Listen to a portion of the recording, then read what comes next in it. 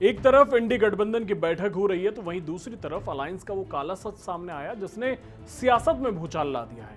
इंडी गठबंधन के सत्यानाश की असली कहानी किसी बाहरी ने नहीं बल्कि उसी पार्टी के सबसे भरोसेमंद नेता ने बताई है जिसने इस पूरे कुनबे को एक साथ जोड़ा था।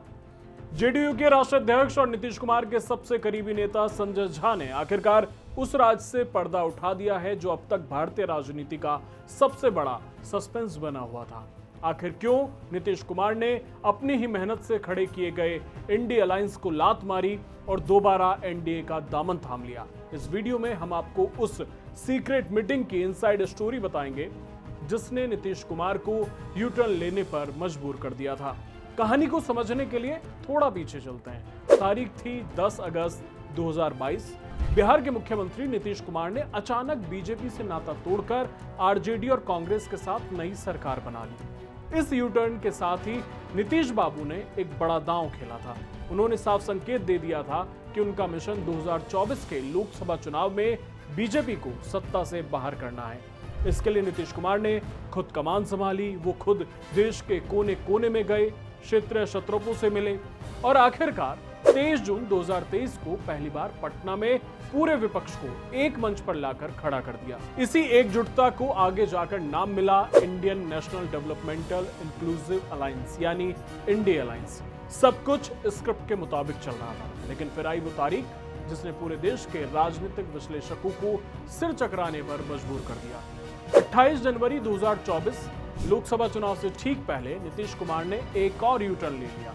वो अपनी ही मेहनत से सींचे गए इंडी अलायंस का दामन झटक कर बाहर आ गए और बिहार में फिर से बीजेपी के साथ मिलकर सरकार बना ली। उस वक्त किसी को समझ नहीं आया कि जो इंसान कल तक विपक्ष का चेहरा बनने की दौड़ में सबसे आगे था, जिसने इतनी मेहनत से सबको एकजुट किया, उसने अचानक ऐसा कदम क्यों उठाया।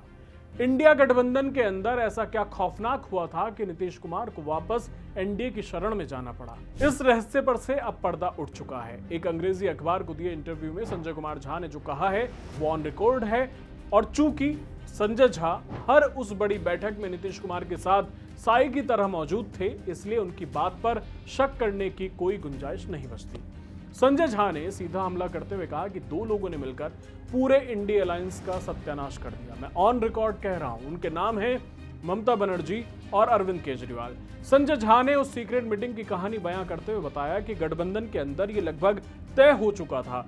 एक आम सहमति बन चुकी थी कि नीतीश कुमार को इस इंडी अलायंस का संयोजक बनाया जाएगा। आखिर मेहनत भी उन्हीं की थी, लेकिन तभी ममता बनर्जी और अरविंद केजरीवाल ने एक सोची समझी प्लानिंग के तहत खेल बदल दिया।